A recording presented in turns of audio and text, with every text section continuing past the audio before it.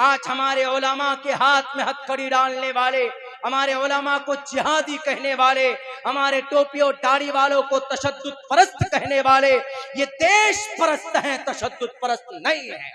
ये जैसे कुरान करीम को अपने सीनों में महफूज किया हुआ है, ऐसे ही भारत के संविधान को भी पढ़ना जानते हैं। अल्हम्दुलिल्लाह आज जो हम लड़ते हैं, आज जो हम प्रोटेस्ट करते हैं, कभी तलाक के खिलाफ और कभी यूसीसी के खिलाफ, कभी एनआरसी के खिलाफ और कभी वक्फ बोर्ड वक्फ बिल के खिलाफ, ये भारत के संविधान को जानते हैं।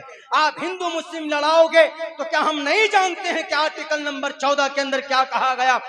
आर्टिकल नंबर 14 में कहा गया इक्वालिटी बिफोर लॉ और the equal protection of the laws within the territory of India. Bharat के सारे लोग बराबर हैं। क्या आप हिंदू मुसलमानों के नाम पर लड़ा दोगे या कोई कानून बनाओगे? तो क्या आप बेवकूफ समझें? आर्टिकल नंबर 15 भी हमें आता, जिसके अंदर कहा गया कि prohibition of discrimination on grounds of religion, कि धर्म के नाम पर कोई कानून नहीं बनाया जा सकता। क्या हमें टोपी दाढ़ी के नाम पर अगर मारोगे दुनिया के लोगों, यहूदियों और खुसूसन भारत के लोगों, तो हमें क्या आर्टिकल नंबर 21 नहीं मालूम, जिसके अंदर कहा गया protection of our life and personal liberty, हमारी जान की रक्षा करना यहाँ के बड़े लोगों और यहाँ के सरकार की जिम्मेदारी। क्या हमारे मस्जिद, मदरसा, कुरान, इनके ऊपर कोई कानून बनेगा तो हमें आर्टिकल नंबर 25 नहीं मालूम है? Freedom of conscience and free profession and practice propagation of the religion. जैसे हमें कुरान याद है, अल्हम्दुलिल्लाह ऐसे संविधान के आर्टिकल को भी लोगों के सामने पेश किया जा सकता। ये खुली मोहब्बत की दलील नहीं तो और क्या है मेरे भाइयों?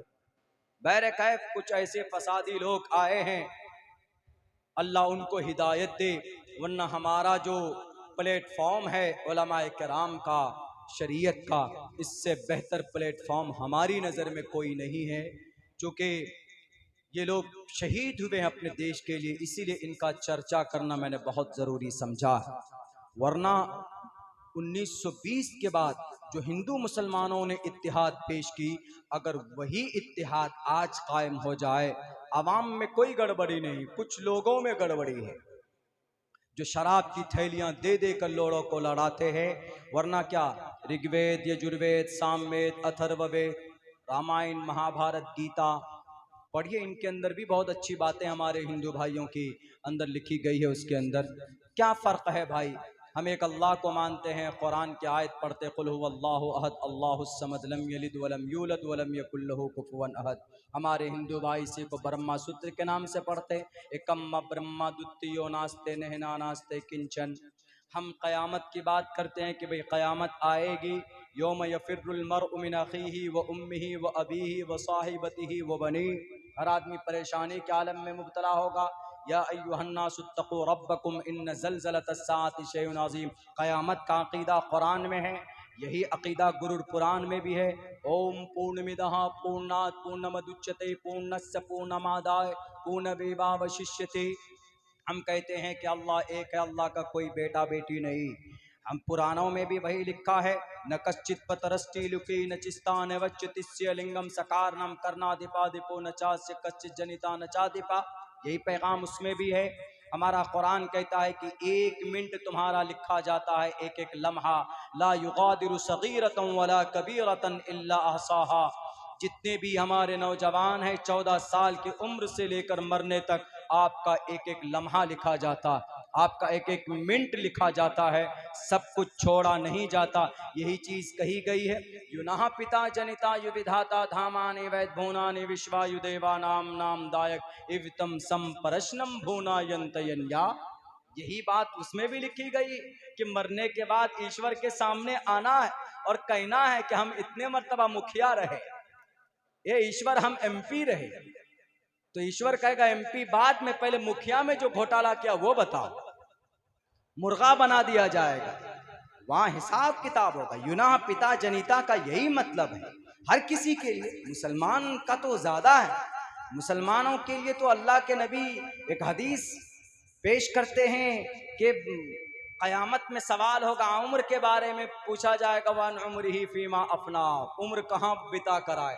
लेकिन हमारे जो नौजवान तबका जो सोशल मीडिया में एकदम मस्त पड़े रहते हैं हर वक्त अपनी जवानी को बर्बाद करते। उनके लिए भी कहा गया वान शबाबी फीमा अबला, अपनी जवानी यानी 15 साल से लेकर 45 साल या 50 साल जवानी है, नौजवानी से जवानी, यंग ब्लड है, हर चीज में एकदम बिल्कुल पुरजोश हो जाते हैं हमारे नौजवान, क्योंकि खून गर्म होता है उनका, आगे पीछे कोई परवाह नहीं करेंगे। देखते हैं ना बाइक पे बैठते हैं, बाइक में भले ही 100 सीसी की बाइक हो, उसको एकदम 150 की स्पीड पे भगाने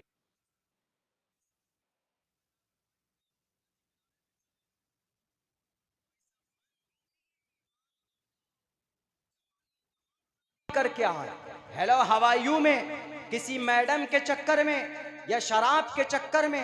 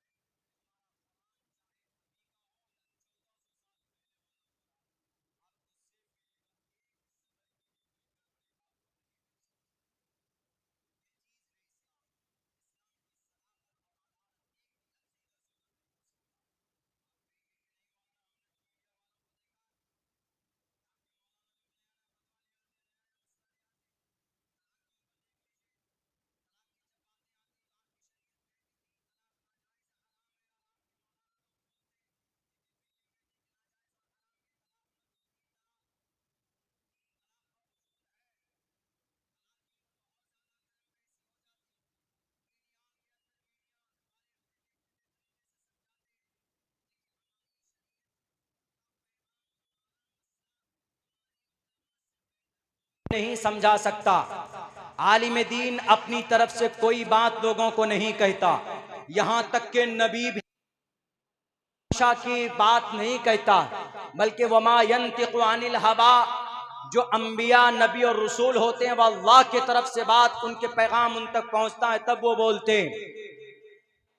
यही बात ऋषि मुनियों के ताल्लुक से भी कही गई कि ऋषि मुनि, अगर वो ऋषि मुनि सच में अवतार है तो अवतार अपनी तरफ से कोई बात नहीं कहता, बल्कि ईश्वरीय ग्रंथ से उनको ईश्वरीय मैसेज दिया जाता है, तब जाकर वो ईशवानी होती है, तब जाकर वो लोगों के बीच में पैगाम रखते हैं। तलाक का मामला है, इस्लाम में तलाक इतना आसान नहीं है जितने हमारे कुछ लोगों ने फोन पे झगड़ा हुआ बीवी को बोल देते 1 2 3 तलाक जाओ, इसीलिए इस पर मोदी जी कानून लेकर आए।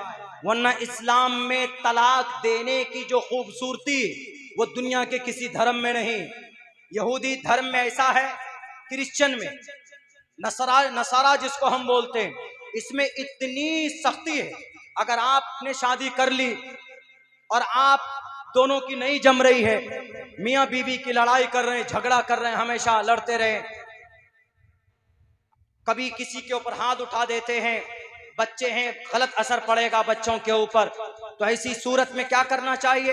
अगर वो चाहेंगे कि भाई हम तलाक ले लें, तो वो अपने धार्मिक रोशनी में तलाक नहीं ले सकते। कानूनी तौर पर भी जाएंगे तो कहीं पर 1 साल, कहीं पर 2 साल, कहीं पर 5 साल लग जाता है। तो शरीयत ईसाई में